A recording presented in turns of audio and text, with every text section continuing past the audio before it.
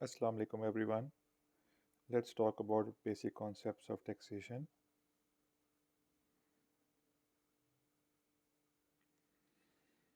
सबसे पहले हम देख लेते हैं स्कोप ऑफ टैक्स। अच्छा, आई विल बी बायलिंगुअल। मैं इंग्लिश में ये टैक्स पढ़ूंगा और साथ साथ इसको उर्दू में एक्सप्लेन करूंगा कि इस चैप्टर में है क्या क्या। Income tax law deals with the levy of tax on the income of a person. जैसा कि इसका नाम है इनकम टैक्स, इसका ताल्लुक इनकम जो हम पर्सन की बात करेंगे, पर्सन को भी हम डिटेल से भी पढ़ेंगे कि पर्सनस में क्या क्या आता है। तो पर्सनस के ऊपर जो इनकम है हमारी, तो हम उससे ये पर्टिनेंट होता है हमारा इनकम टैक्स लॉ, उससे रिलेट करता है। The scope of income tax law is defined in section 4 of the income tax ordinance 2001 in the following manner. अब 2001 का जो इनकम टैक्स ऑर्डिनेंस है, जो अब तक का लेटेस्ट है, उसमें कुछ स्लाइट अमेंडमेंट्स हो चुकी हुई हैं, लेकिन जो सही ड्राफ्ट है अब फाइनल वो वही है फ़िलहाल, जो मेजर ड्राफ्ट है। उसमें ये चीज़ें हैं जो नीचे मेंशन हुई हुई हैं कि टैक्स ईयर क्या होता है आपका, आपकी टैक्सेबल इनकम क्या है और इसको कैसे कंप्यूट किया जाता है, पर्सन कौन होता है, ठीक है, और एप्लीकेबल रेट्स क्या हैं टैक्सेशन के, ठीक है। इन सब चीज़ों को हमने डिटेल से पढ़ना है इस चैप्टर में। What is the procedure for levy of tax. अच्छा, and these primary questions are answered in the upcoming paragraphs. ये नीचे इन सब की डिटेल है, इनको गो थ्रू कर लेते हैं। सबसे पहले हम बात करते हैं जी टैक्स ईयर की, कि वो क्या होता है। टैक्स ईयर एक्चुअली पाकिस्तान के अंदर जो हमारा बजट का एक जो साल होता है, ठीक है, फिस्कल ईयर, वो कौन सा है, वो 1 जुलाई से लेके 30 जून तक है। तो टैक्स ईयर भी यही है आपका, टैक्सेशन का भी ईयर यही वाला है जो नॉर्मल टैक्स ईयर है, ठीक है। अब बात आती है कि स्पेशल टैक्स ईयर की। स्पेशल टैक्स ईयर वो चंद आपके इंडिविजुअल्स, कंपनीज या एसोसिएशन ऑफ पर्सन्स, ये भी मैंने तीनों की बात की है ना, तीनों में जो नाम लिए इनको, ये पर्सन्स की काइंड्स हैं, इनको हम पढ़ेंगे आगे जाके। तो ये जब नॉर्मल टैक्स ईयर को फॉलो नहीं करना चाहते या नहीं कर पा रहे होते किसी वजह से, तो ये स्पेशल टैक्स ईयर की रिक्वेस्ट करते हैं एफबीआर से, और इनको फिर वो वहाँ से वो अलाउ करते हैं, तो फिर ये स्पेशल टैक्स ईयर पे शिफ्ट हो जाते हैं। स्पेशल टैक्स ईयर के कोई भी ड्यूरेशन हो सकता है, होता तो 1 साल ही है, लेकिन जैसे कि नॉर्मल बाय डिफ़ॉल्ट आपका 1 जुलाई से 30 जून तक है, तो ऐसा नहीं होता है इसमें। इसमें कोई भी किसी भी तरह का साल हो सकता है, जैसे 1 जनवरी से 31 दिसंबर, या 1 अप्रैल से नेक्स्ट ईयर का 31 मार्च। टोटल 12 मंथ्स ही होते हैं इसमें, लेकिन ये एक स्टैंडर्ड नहीं होता। जो स्टैंडर्ड आपका है ना 1 जुलाई से 30 जून तक, वो नहीं होता है इसमें। इसकी बहुत सी वजूहत होती हैं कि लोग क्यों शिफ्ट करते हैं स्पेशल टैक्स पे, स्पेशल टैक्स ईयर पे। इसलिए शिफ्ट करते हैं क्योंकि फॉर एग्ज़ाम्पल कि किसी फॉरेन कंपनी की यहाँ पे सब्सिडरी है, तो उस फॉरेन कंपनी का जो हेड ऑफिस है वो बाहर है, और उसने हमने जो है वो टोटल इनकम कैलकुलेट करनी होती है, फिर टैक्स रिटर्न्स देने होते हैं, और वो अपने मुल्क में टैक्स रिटर्न फाइल करते हैं। तो उनको ये वाला टैक्स ईयर सूट नहीं करता, क्योंकि उनको फिर दो दो दफ़ा अपने अकाउंट्स फाइनल करने पड़ते हैं, अपने मुल्क में भी करने पड़ते हैं अलग डेट पे, क्योंकि वहाँ पे तो अकाउंटिंग ईयर कोई और फॉलो हो रहा होगा, और यहाँ पे जो है फिजिकल ईयर कोई और फॉलो हो रहा होगा, तो फिर इनको दोबारा कैलकुलेट करना पड़ेगा। तो इतनी कम्बरसम, इतनी टीडियस एक्सरसाइज उनको दोबारा से करनी पड़ती है। उसको अवॉइड करने के लिए कोई ये कोशिश करते हैं कि सेम हो जाए। इसके अलावा बैंक्स की बात हम कर लेते हैं कि बैंक्स का आपको पता है कि क्लोजिंग होती है उसकी 31 दिसंबर, साल के एंड में, जो कि 30 जून तो नहीं है, अलग है उससे, ठीक है। तो इसीलिए वो भी एक ऐसी चीज़ है कि जिसमें आपको ये स्टैंडर्ड वाला फिजिकल ईयर सूट नहीं कर रहा होता, तो स्पेशल टैक्स ईयर पे शिफ्ट होना ज़्यादा बेहतर होता है। इस तरह से और भी बहुत सारी चीज़ें हैं, वो हम नीचे देखेंगे, जो स्पेशल टैक्स ईयर जिनको ज़्यादा सूट करता है। तो ये लोग रिक्वेस्ट करते हैं जनाब एफबीआर से, और एफबीआर इनको अलाउ करता है कि आप स्पेशल टैक्स ईयर पे शिफ्ट हो सकते हैं कि नहीं हो सकते। अभी हम इसको डिटेल से देखेंगे। तीसरा आपका ट्रांजिशनल टैक्स ईयर है, उसके बारे में भी हम बात कर लेते हैं कि जब आप नॉर्मल टैक्स ईयर के ऊपर होते हैं और आपको ज़रूरत महसूस होती है कि नहीं, हमें स्पेशल टैक्स ईयर हम ज़्यादा सूट करता है, और आपके पास उसके अगेंस्ट अच्छे आर्गूमेंट्स भी होते हैं जिसमें आप कन्विंस कर सके एफबीआर को, तो आप जो हैं फिर वो कन्विंस कर भी लेते हैं, फिर आप शिफ्ट होते हैं स्पेशल टैक्स ईयर पे। ठीक है, तो नॉर्मल टैक्स ईयर से स्पेशल टैक्स ईयर के दरमियान जो ब्रैकेट होती है ना, जो ऐसा टाइम होता है शिफ्टिंग के दरमियान में, जो इंटरिम पीरियड होता है आपका, उसको हम बोलते हैं transitional tax year. For example मैं आपको इसकी एग्जांपल दे देता हूँ कि एक कंपनी है जो पहले डिफ़ॉल्ट टैक्स ईयर, जिसको नॉर्मल टैक्स ईयर भी है, वो बाय डिफ़ॉल्ट वाला जो है, उसको वो फॉलो करी थी 1 जुलाई से 30 जनवरी तक का। लेकिन हुआ ये कि उन्होंने अपनी पिटिशन दी एफबीआर को, ठीक है, वहाँ पे कमिश्नर को। तो उसने फिर आपके आर्गूमेंट सुन के आपको अलाउ कर दिया स्पेशल टैक्स ईयर पे। पहले आप फॉलो करते थे 1 जुलाई से 30 जून सब्सिक्वेंट ईयर का, लेकिन अब से आपने जो है वो 1 सितंबर से फॉलो करना है। आपका जो साल होगा 1 सितंबर से नेक्स्ट ईयर ऑफ अक्टूबर होगा। ठीक है, तो आपका जो जो इसका मतलब कि दरमियान में 3 महीने का गैप आएगा। 3 महीने का गैप मतलब किस तरह, जुलाई को तो आपका अब स्टार्ट नहीं होगा, तो जुलाई से लेकर सितंबर तक 3 महीने वो आपका इंटरिम पीरियड होगा। ठीक है, दरमियान के 3 महीने आपका इंटरिम पीरियड होगा, और फिर 1 सितंबर से अगले महीने अक्टूबर तक फिर आप स्पेशल टैक्स पे शिफ्ट हो जाएंगे। ठीक है, अगर आपको मेरी बात समझ प्रॉपर ना आई हो तो आप प्लीज़ रिवाइंड करके इसको दोबारा सुन लीजिएगा, आपको क्लियर हो जाएगा। जो दरमियान का पीरियड होता है शिफ्ट होते होते, तो उसको ट्रांजिशन से एक वर्ड निकला ना, ट्रांजिशन मतलब शिफ्ट होना। तो जो दरमियान में एक पीरियड होता है जो जो ना नॉर्मल टैक्स का होता है ना स्पेशल टैक्स का होता है, वो कन्वर्ट करने के लिए ज़रूरी होता है। क्योंकि आपने स्टार्ट ही सितंबर से करना है, तो पहले तो आपका जून जुलाई से स्टार्ट होना था, तो जुलाई से तो अब आपका नहीं हो रहा, आपकी पिटिशन एक्सेप्ट होगी, तो जुलाई अगस्त और सितंबर, ये जो 3 मंथ्स हैं आपके, ये ट्रांजिशनल पीरियड के होंगे, और फिर सितंबर से अगला आपका स्पेशल टैक्स ईयर स्टार्ट हो जाएगा। तो ये थे आपके तीनों का जस्ट ओवरव्यू था। अब इनको थोड़ा सा डिटेल टेक्स्ट के साथ भी पढ़ लेते हैं। Normal tax year is a period of 12 months ending on the 30th day of June, and is denoted by a calendar year in which the said detail falls. Self explanatory है, ठीक है। 30th of June को and होता है ये, और जिस साल वो ख़त्म हो रहा होता है उस साल का फिजिकल ईयर हम इसको बोलते हैं नॉर्मल टैक्स ईयर। जैसे फॉर एग्जांपल के 1 जुलाई से 30th of June 2023 तक का, 1 जुलाई तो 2022 की होगी, लेकिन 30th June 2023 की होगी, तो हम कहेंगे नॉर्मल टैक्स ईयर 2023 का है। क्यों? क्योंकि ये एंड आपका जो 30th June को है ये 2023 को हो रहा है, तो इसलिए इसको हम बोलेंगे normal tax year of 2023। Special tax year का है where person's income year is different from the normal tax year, or whereby an order or a person has been allowed by the commissioner to use 12-month period different from the normal tax year। इसमें ये कह रहा है कि अगर एक बंदा है, जिस तरह मैंने आपको बताया एग्जांपल्स दी, बैंक की एग्जांपल दी, कि उनका इनकम का ईयर कुछ और होता है, उनकी क्लोजिंग जल्दी हो जाती है, उनकी क्लोजिंग इस टाइम पे नहीं होती जो नॉर्मल टैक्स ईयर है, तो उनको फिर प्रॉब्लम्स होती हैं इसमें। तो इस तरह कोई भी और एग्जांपल हो सकती है। तो उससे क्या होता है, उससे ये होता है कि फिर वो कमिश्नर को रिक्वेस्ट करते हैं, एफपीआर के कमिश्नर को, और वो जब एक्सेप्ट कर लेता है तो फिर आपको स्पेशल टैक्स ईयर असाइन हो जाता है। ठीक है, तो let's proceed forward. The board has authority to prescribe any special tax year in respect of any particular class of taxpayer। हाँ, बोर्ड को अथॉरिटी होती है, उसके डिस्क्रिशन पे होता है कि वो किसी को साइन कर सकते हैं और किसी को साइन नहीं कर सकते।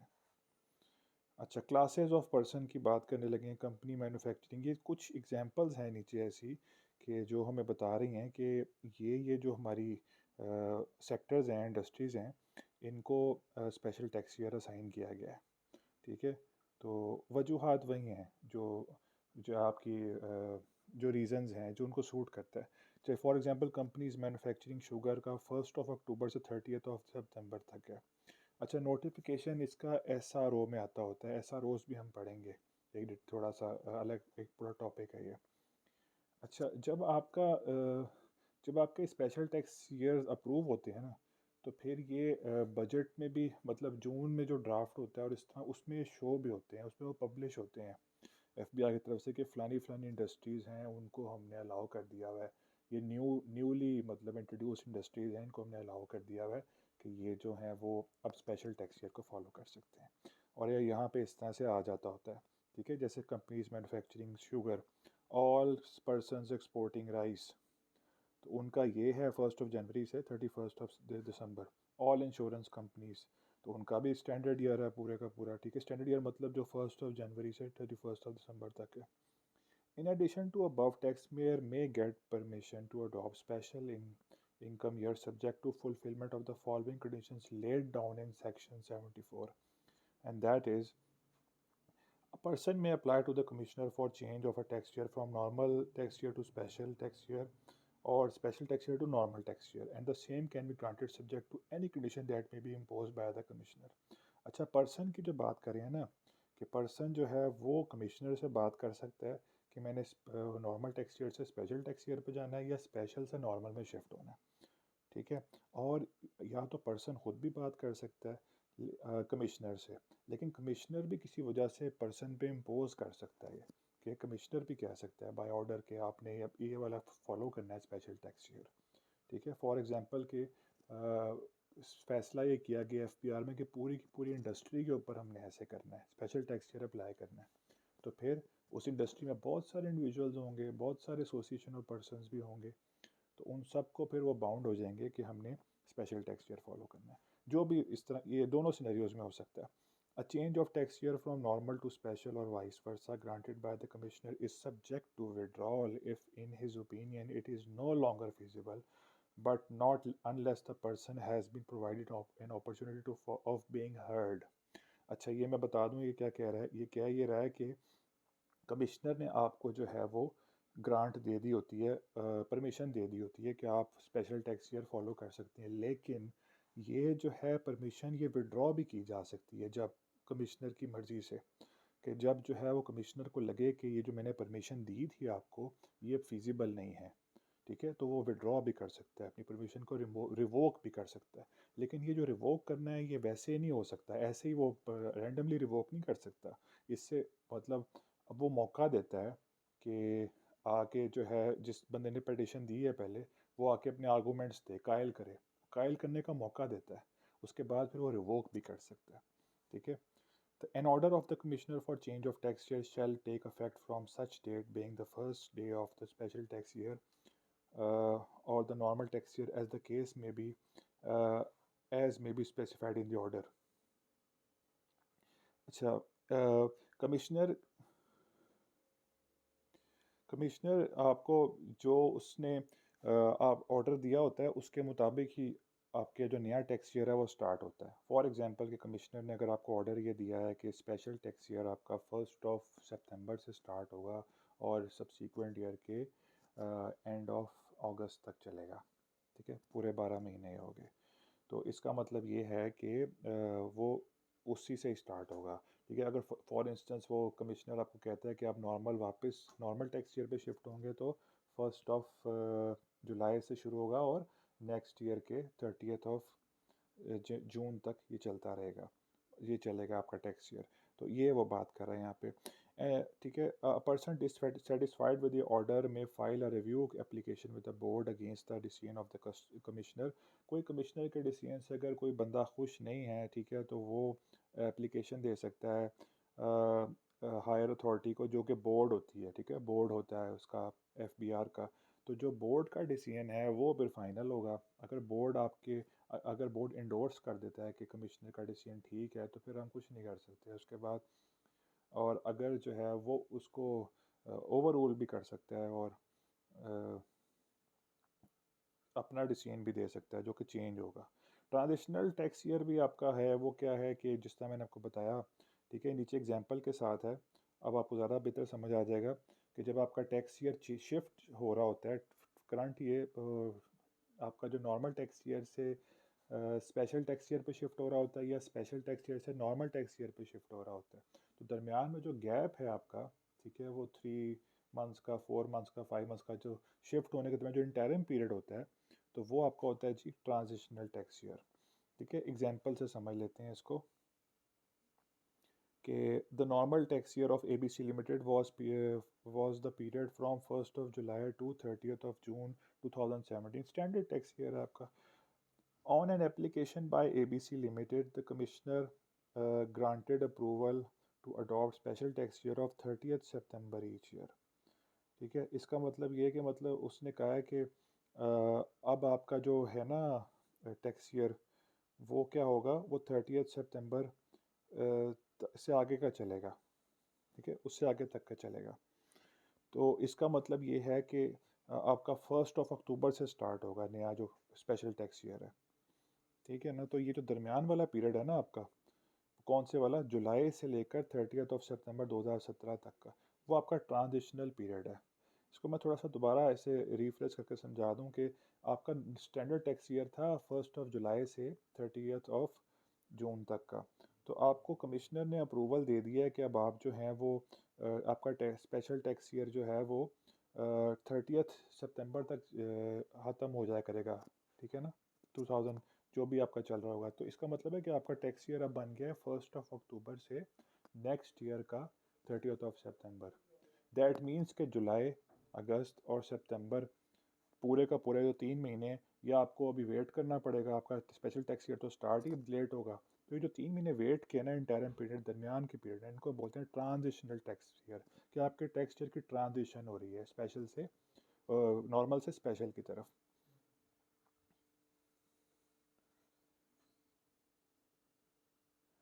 Determine the tax year in respect of each accounting periods mentioned below।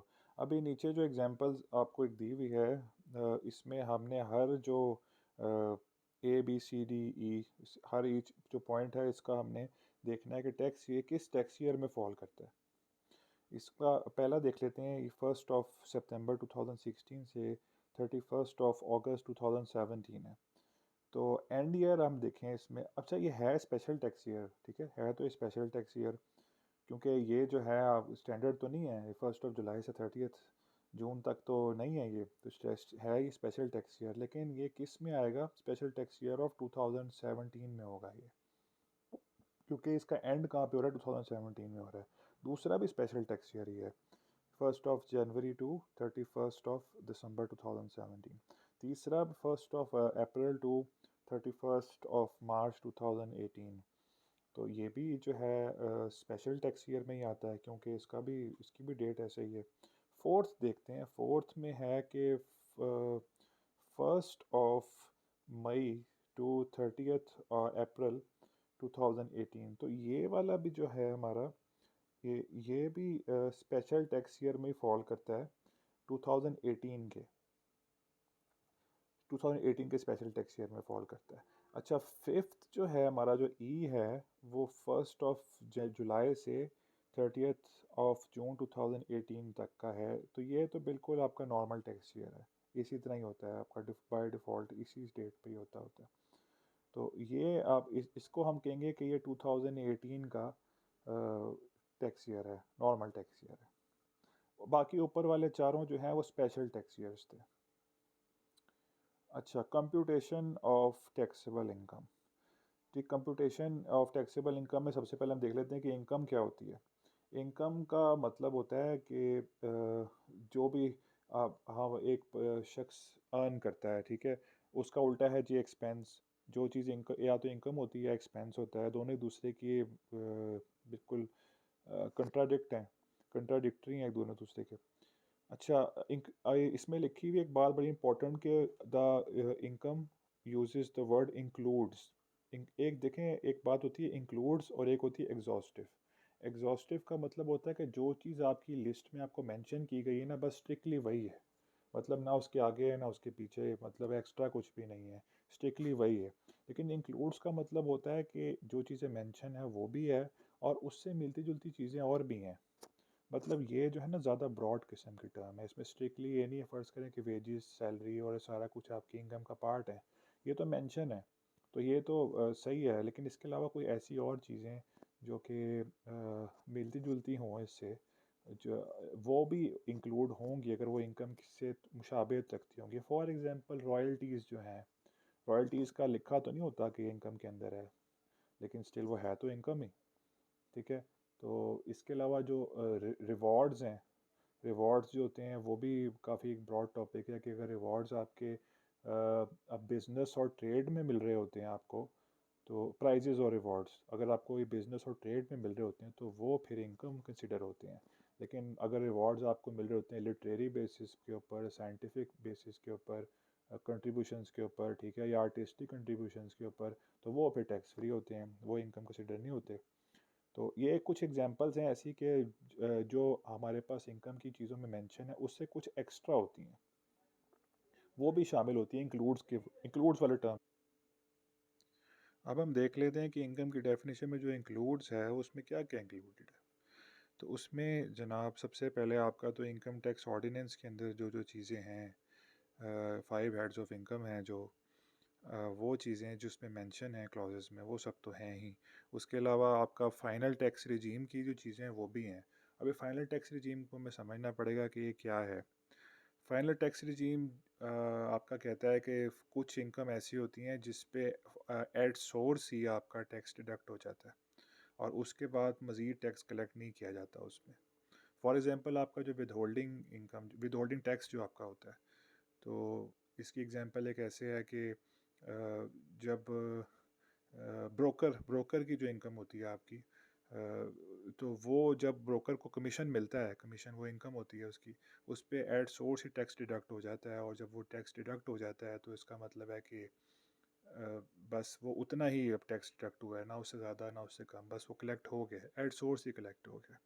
उसके अलावा जब हम ये जो विड्रॉल्स कराते हैं अपने एटीएम मशीन से और इस तरह अगर हमने एक दिन में 50,000 का विड्रॉल कराया तो वो जो टैक्स फ्री है, एग्जांपल दे रहा हूँ मैं। और अगर उससे ज़्यादा हमने करवाया है तो उस पर एकदम से विद होल्डिंग पड़ गया है, वो 0.6% जैसे अगर पड़ गया है फॉर इंस्टेंस, तो वो फिर एक दफ़ा का टैक्स है बस, वो दोबारा नहीं फिर पड़ेगा। उसके अलावा अगर किसी को हम सैलरी दे रहे हैं तो एट सोर्स ही उसको हम डिडक्ट कर लें और इनकम टैक्स को। तो इसी तरह से मतलब ये इसको हम बोलते हैं फाइनल टैक्स रिजीम। अच्छा, इसके अलावा any amount treated as income under any provision of the ordinance, किसी प्रोविजन में किसी चीज़ को इनकम स्पेसिफाई किया गया है तो वो भी इनकम है। और एनी लॉस ऑफ इनकम, ये बात भी समझने वाली है कि सिर्फ इनकम तो आपकी नहीं होती, इनकम का उल्टा यानी कि एक्सपेंसेस भी हो सकते हैं। एक्सपेंसेस का मतलब लॉसेस जो आपके हैं। अगर आपको एक ही पीरियड में इनकम भी हुई है, लॉसेस भी हुए हैं, तो वो दोनों आपस में ऑफसेट हो जाएंगे। फॉर एग्जांपल के 100,000 की इनकम हुई है और 80,000 के लॉसेस हुए हैं, तो वो ऑफसेट होकर 20,000 बन जाएगा। और इन केस अगर आपके लॉसेस बहुत ही ज़्यादा हुए हैं, तो 100,000 की इनकम थी और 120,000 के लॉसेस हुए हैं, तो इसका मतलब आपकी तो माइनस में चली गई है इनकम, -20,000 पे चले गए हैं, तो वो अगले साल जाके भी उसको कंपनसेट कर सकते हैं। अगले साल की जो इनकम होगी उसमें से -20,000 हो सकते हैं। तो ये लॉस भी, इसको भी ट्रीट किया जाता है इनकम में। हेड्स ऑफ इनकम की बात कर लें तो 5 हैं कि सैलरी जो आपकी एम्प्लॉयमेंट इनकम भी होती है, सैलरीज वेजेस, जो आपकी जो इनकम होती है फ्रॉम एम्प्लॉयमेंट। उसके अलावा इनकम फ्रॉम प्रॉपर्टी, ये क्या होती है? ये होती है जनाब जो आपके रेंटल्स होते हैं प्रॉपर्टी के ऊपर, तो उसको हम बोलते हैं इनकम फ्रॉम प्रॉपर्टी। उसके अलावा इनकम फ्रॉम बिजनेस, जो भी आपके कंपनी की इनकम होती है, कॉरपोरेट सेक्टर की इनकम होती है, इनकम फ्रॉम बिजनेस वो होती है। कैपिटल गेंस आपका है जी कि आपके फाइनेंशियल एसेट्स या फिजिकल एसेट्स, उनको जब हम परचेज़ करते हैं, कॉस्ट ऑफ एक्विजिशन जो उनकी होती है, उसके बाद जब हम उनको सेल करते हैं तो सेलिंग प्राइस उसकी होती है। तो अगर सेल ज़्यादा पे हो जाती है उसका मतलब प्रॉफिट हो गया आपको, तो जो जितना प्रॉफिट हुआ है वो भी आपकी इनकम है। इसके अंदर फाइनेंशियल एसेट्स भी आते हैं और फिजिकल एसेट्स भी आते हैं। तो फाइनेंशियल एसेट्स मतलब जो सिक्योरिटीज़ वगैरह होती हैं, अगर आपको उसमें भी इनकम हो रही है वहाँ से भी, इवन आपको जो सिक्योरिटीज़ के बदले में जो आपको डिविडेंड्स मिल रहे हैं और पेमेंट्स भी आपको मिल रही हैं, डिविडेंड्स नहीं मतलब जो आपको उसके सिक्योरिटीज़ बेचने पे जो आपको प्रॉफिट हो रहा है, तो वो भी आपको जो है वो इस चीज़ में कवर हो जाती है। इनकम फ्रॉम अदर सोर्सेज में आपके गिफ्ट्स आ जाते हैं, ठीक है। गिफ्ट्स के बारे में कहा जाता है कि बैंकिंग चैनल से होने चाहिए ताकि इनका ट्रेस हो सके। और वैसे जो आपको गिफ्ट अगर कैश की फॉर्म में दिया जाता है तो उसको डिस्करेज किया जाता है और वो भी इनकम में ट्रीट होता है, क्योंकि अगर हम कैश के नाम पे सिर्फ गिफ्ट के नाम पे कैश दे रहे हैं तो वो उस इस बात का मिस यूज़ बहुत हो सकता है। हम ब्राइब के तौर पे भी इसको कर सकते हैं और भी मेल प्रैक्टिसेस के तौर पे कर सकते हैं। इसके अलावा इनहेरिटेंस भी होती है इसमें, ठीक है। और लॉटरी भी आपकी होती है। तो ये सारी की सारी चीज़ें आपकी इनकम फ्रॉम अदर सोर्सेज में होती हैं। The income of a person under the head of the income for the tax year shall be total of the amounts derived by a person the tax year that are chargeable to tax under the head as reduced by the total deductions। इसको मैं ज़रा summarise कर लेता हूँ कि simple सी बात है कि आपकी जितनी के सारे हेड्स ऑफ इनकम थे ना, जो हमने 5 ऊपर पढ़े हैं, सैलरी होगी, income from property, income from business, capital gain, income from other sources, इन सब को जब हम जमा कर लेते हैं तो हमारे पास एक अपनी एग्रीगेट इनकम बन जाती है। उसमें से फिर हम अपने जो एक्सपेंसेस हैं जो जो डिडक्ट कर सकते हैं, हम तो उसको डिडक्ट कर लेते हैं, तो हमारे पास income under a particular head of time आ जाती है, जो टैक्सेबल इनकम होती है हमारी, वो हमारी टैक्सेबल इनकम होती है। ठीक है, तो अभी इसके the income of a resident person, इसके लिए हमें पहले देखना पड़ेगा कि रेजिडेंट पर्सन होता क्या है। रेजिडेंट पर्सन की बाय लॉ जो पाकिस्तान में डेफिनेशन है कि ऐसा शख्स जो पाकिस्तान में 183 डेज़ तक रहता है, एक साल के अंदर अंदर गुजारता है। उसकी कैलकुलेशन के भी तरीके होते हैं। 183 डेज़, कुछ लोगों की ट्रैवलिंग बहुत फ्रीक्वेंट होती है कि सुबह वो किसी और मुल्क में और शाम को फिर उनकी किसी और मुल्क में ट्रैवलिंग होती है। तो ऐसे करते वो काफ़ी कॉम्प्लेक्स किस्म का उनका एक तरीका है जिससे वो कैलकुलेट करते हैं कि पूरा साल एक एक इंसान जो है वो 183 डेज़ उसने कैसे गुजारे हैं। मतलब कैलकुलेट करके देखते हैं कि 183 डेज़ हुए हैं उसके कि नहीं हुए। तो या एक ये कंडीशन है, दूसरी कंडीशन ये है कि अगर एक साल में, अच्छा, दूसरी कंडीशन ये है कि एक शख्स अगर एक साल में 90 डेज़ रहा है पाकिस्तान में, लेकिन कलेक्टिवली 4 इयर्स मिला के वो 365 डेज़ तक रहता है पाकिस्तान में, 4 इयर्स कलेक्टिवली, बेशक एक साल 90 डेज़ ही रहा है एटलीस्ट, तो फिर वो इस कैटेगरी में आ जाता है रेजिडेंट पर्सन में। ठीक है, तीसरी भी ये कैटेगरी है कि अगर आप आर्म्ड फोर्सेस के अंदर हैं, ठीक है, या किसी सिविल सर्वेंट में हैं, कहीं पे सिविल सर्वेंट हैं कोई जो बाहर पाकिस्तान से सर्व कर रहे हैं, तो वो भी फिर रेजिडेंट पर्सन में आ जाता है। अच्छा, चाहे आपका मतलब रेजिडेंट पर्सन की भी दो तरह की इनकम होगी, आपकी एक पाकिस्तानी सोर्स इनकम होगी और एक फ़ॉरेन सोर्स इनकम होगी। वो दोनों ही चार्जेबल होते हैं, उन दोनों की इनकम इनकम टैक्स पे चार्ज होगी। लेकिन अगर कोई नॉन रेजिडेंट है, नॉन रेजिडेंट कौन सा शख्स होगा, जो जो हमने तीनों चीज़ें कैटेगरीज पढ़ी हैं कि 183 डेज़ वाली इन a year, 90 days in a year but 365 days in total for 4 years। और तीसरी कैटेगरी हमने क्या पढ़ी थी कि अगर ये सिविल सर्वेंट कोई हो जो बाहर सर्व कर रहा हो पाकिस्तान से, या फिर आर्म फोर्सेस का हिस्सा हो, तो ये भी आपका जो है वो रेजिडेंट में कंसिडर होता है। तो वो आपका जो है वो रेजिडेंट है, और उसकी इनकम जो पाकिस्तानी सोर्स की और फॉरेन सोर्स की वो दोनों ही चार्जेबल है। नॉन रेजिडेंट की जो तीनों कंडीशन अगर वो ना हो तो वो नॉन रेजिडेंट है और उसकी सिर्फ पाकिस्तान सोर्स की चार्जेबल है और फॉरेन सोर्स की नॉट चार्जेबल है। अच्छा, नीचे एक्सरसाइज है हमारी जो हम देखते हैं इसको कि mister Junaid has following incomes from the different heads of income. अब ये 5 हेड्स ऑफ इनकम इसमें सब दिए हुए हैं और हमने कंप्यूट करनी है taxable income, salary, income from property, income from business, capital gains, income from other sources. इन सब को हम अपेरेंटली तो हमारे लिए बड़ा मतलब पीस ऑफ केक है कि हम सबको ऐड करें और आराम से कंप्यूट कंप्यूट हो जाए टैक्सेबल इनकम। लेकिन एक चीज़ इसमें समझने वाली है, जैसे नीचे ये आंसर लिखा हुआ है, taxable income of Mr. Junaid is sum of all above sources of income excluding income from property taxable as separate block of income which is computed as 327,900। अभी क्या कह रहा है इसमें, क्या है इसमें ये रहा है कि इन सब का सम नहीं करना, हमने हमने इनकम फ्रॉम प्रॉपर्टी को छोड़ के बाकी सब का सम करना है। तो अब सवाल ये पैदा होता है कि इनकम फ्रॉम प्रॉपर्टी को हमने क्यों छोड़ना है, मतलब इसको हमने excluding income from property taxable as separate block of income क्यों ट्रीट करना है इसे, इसको हमने क्यों नहीं इसमें शामिल करना बाकियों में। इसलिए शामिल नहीं करना क्योंकि इनकम फ्रॉम प्रॉपर्टी की कैलकुलेशन अलग होती है, उसका सेपरेट ब्लॉक बनता है। बाकी salary plus income from business plus capital gains plus income from other sources, इन सब को ऐड करना है, लेकिन इनकम फ्रॉम प्रॉपर्टी को ऐड नहीं करना, इसको अलग से कैलकुलेट करना है, 35,000 को अलग रखना है। क्यों? क्योंकि इसकी एक वजह है कि इनकम फ्रॉम प्रॉपर्टी की कैलकुलेशन थोड़ी सी कॉम्प्लेक्स है, उसमें ज़्यादा चीज़ें आती होती हैं। मैं आपको एक एग्जांपल दे देता हूँ कि इनकम फ्रॉम प्रॉपर्टी के अंदर सबसे पहले हम देखते हैं जी ग्रॉस एनुअल वैल्यू, जिसको GAV भी बोलते हैं। ठीक है, तो वो रेंटल्स होते हैं पूरे साल के, ग्रॉस एनुअल वैल्यू। और उसके बाद फिर हम उसमें से माइनस करते हैं अपने जो म्यूनसिपल हमारे टैक्सेस होते हैं। ठीक है, जिसमें हमारे वो छोटे छोटे जो खर्चे और भी होते हैं घर के, वाटर वगैरह और ये चीज़ें वगैरह, तो वो भी सारे माइनस होते हैं। उसके बाद उसके बाद हम माइनस करते हैं जनाब reduction allowance. Standard reduction allowance हमारा माइनस होता है। वो हमारा अलाउंस होता है कि हमें अलाउ किया गया होता है कि हमने जो है वो अपनी टोटल अमाउंट में से 30% को हम डिडक्ट कर सकते हैं। उसके बाद जो बाकी की रिमेनिंग इनकम होती है उस पे हमारा फिर टैक्स आता होता है। तो उसमें कैलकुलेशन इसलिए थोड़ी सी कॉम्प्लेक्स होती है। आगे जाके हम मे बी इन क्वेश्चंस को डिटेल से करेंगे, लेकिन कहने का मकसद ये है कि जो इनकम फ्रॉम प्रॉपर्टी है उसकी जो कैलकुलेशन है उसमें डिडक्शंस और ज़्यादा होती हैं, थोड़ी सी कॉम्प्लेक्स है और ज़्यादा। तो इस वजह से हम उसको बिल्कुल अलग हेड में सेपरेट ब्लॉक में कैलकुलेट करते हैं।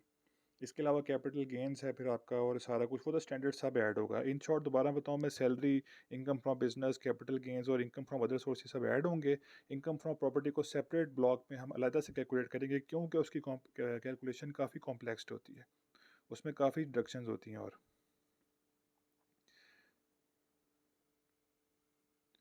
that's it for this video.